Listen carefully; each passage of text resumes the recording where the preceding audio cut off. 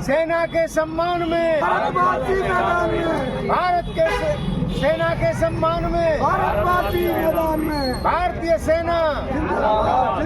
देख रहे हैं आरपीआर न्यूज़ टीवी इस वक्त मौजूद है मथुरा जनपद में थाना हाईवे क्षेत्र अंतर्गत नरौली गांव में। आप देख सकते हैं तमाम तिरंगा को लेकर के युवा खड़े हुए।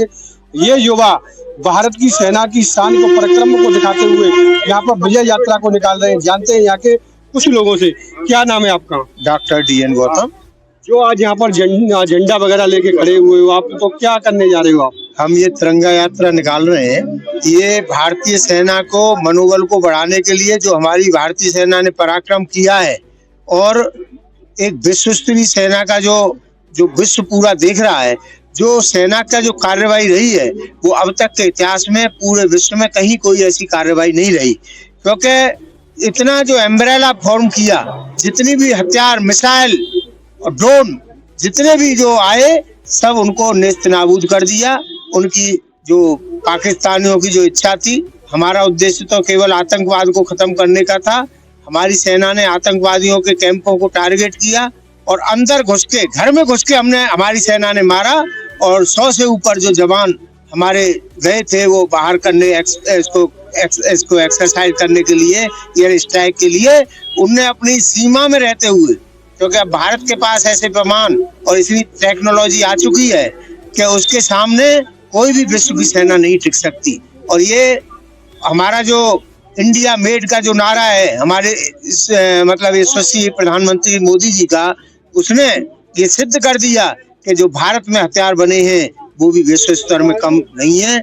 चाहे वो हमारे आकाश हो, चाहे वो नाग की हो, चाहे रुद्र की हो, ऐसी जो प्रणाली हमारे वैज्ञानिकों ने इस समय बनाई है, तो हम पूरे देश में जगह जगह भारतीय जनता पार्टी की ये तिरंगा यात्रा निकल रही है। और उसका उद्देश्य है सेना का जो जवान हम यहाँ चैन से सो रहे हैं, वो बॉर्डर पे हमारी रक्षा के लिए अपना सर्वस्व निछावर करने के लिए तैयार है। वो हम तो सिंबल प्रदान कर रहे हैं और उसको हम जनता में ये जागरूकता पैदा कर रहे हैं कि सेना हमारे लिए सब कुछ निछावर कर सकती है।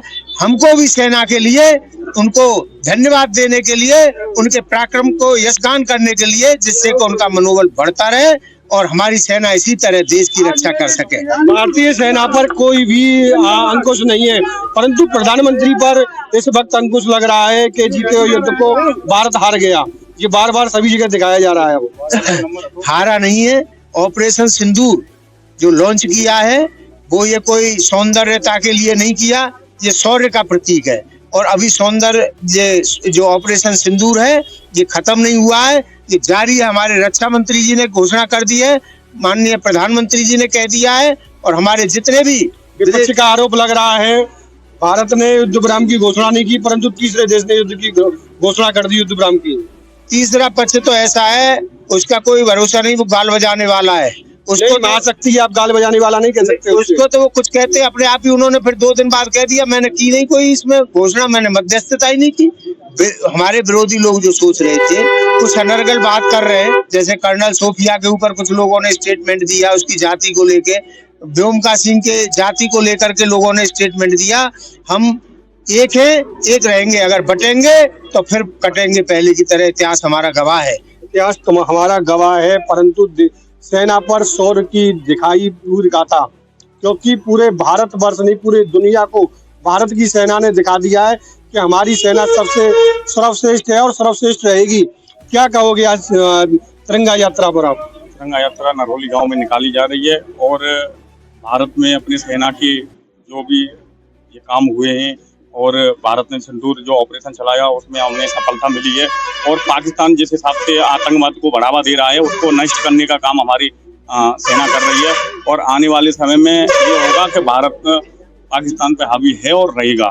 जो तिरंगा झंडा लेकर खड़े हुए हो, तिरंगा यात्रा निकाल रहे हो, किस लिए निकाल रहे हो आप लोग? मैं श्याम सिंह, अध्यक्ष नरौली से।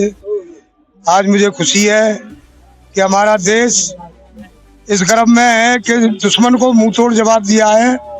क्यों कि ये लोग पाकिस्तानी ये अपनी औकात को नहीं भूलते। ये हमेशा हमारे हिंदुओं को वहाँ पर जो तीर्थ स्थल करने जाते पकड़ पकड़ के मार देते। आज हमारे भारत के सभी जवानों ने ये करके दिखा दिया कि हम क्या से क्या कर सकते हैं।